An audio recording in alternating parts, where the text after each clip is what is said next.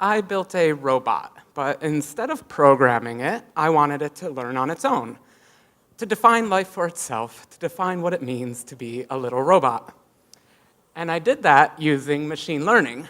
I'm going to have it upstairs if you want to play with it afterwards, but I don't want to deal with keep picking it up during the presentation, so I hope you'll bear with me. So this is reinforcement learning. The idea is it's just a formalization of how we're going to control robots. We have an agent, the robot. It takes an action on the world, in this case, moving some motors.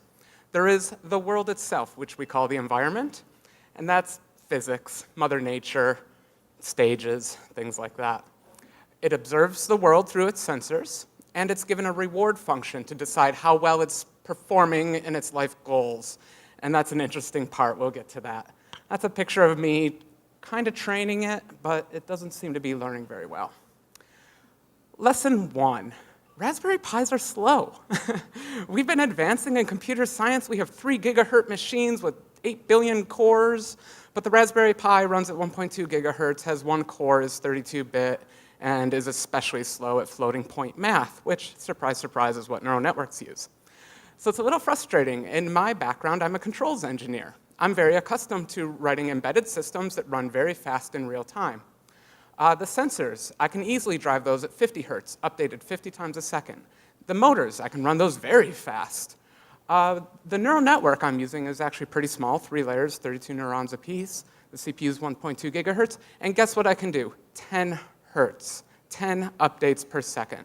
This is a little different because this robot is constantly learning. A lot of what you see presented are just inference networks. We've already trained the network, and it's just going forward. Not for me. I want a continuously learning robot. So if we give it to a new kid, we put it in a new environment, it's going to adapt and learn.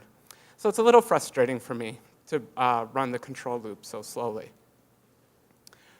Answers to that is bigger and better hardware, of course. NVIDIA has a thing called a Jetson. It's very expensive and impossible to get, but someday I will have one, and my robot will balance better.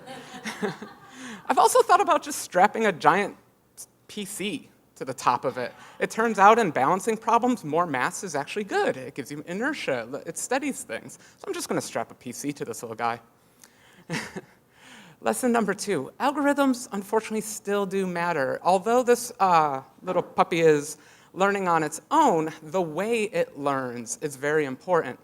These are graphs of multiple different architectures for implementing reinforcement learning. I want to draw your attention to the brown one.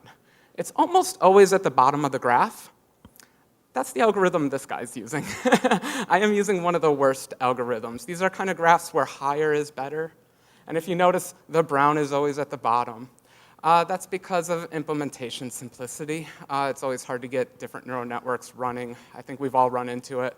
Once we actually get some of that Python code working, we get our pip environment ready, we're just like, I'm never changing any of that ever again. So that's something I'm working on, is using more sophisticated ones. In particular, there's this soft actor critic agent, which comes with TensorFlow 2. TensorFlow is finally baking in agents into the API. Super cool. One thing you might notice in these pictures, it's a little hard to see, but they talk about millions of steps. That's how many experiences has this thing experienced. And I'm running at 10 hertz. So this is like a year of training in the real world for this robot. I can't do it. So instead, I'm going to use simulations. The problem is all simulations are lies.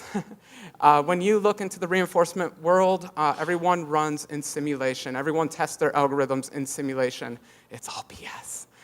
None of that stuff really applies to the real world. There are interactions between things. Sensors are biased not just in absolute value, but in relative value. They have hysteresis. It's all over the place. Nonetheless, I strove very hard to actually build a good simulator.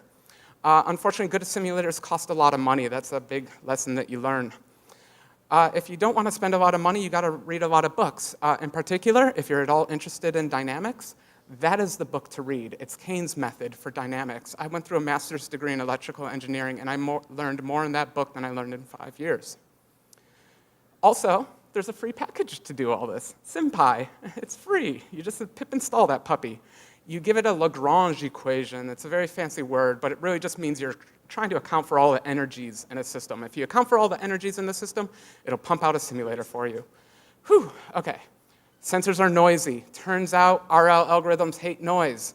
So we got to do something about that. We apply classical filters to them. I'm going to skip over that because I only got 30 seconds.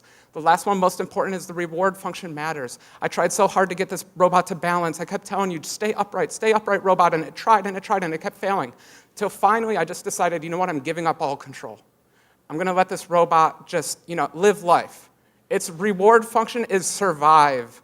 I'm not going to tell you how to do it. I'm not going to give you any suggestions, baby, just survive.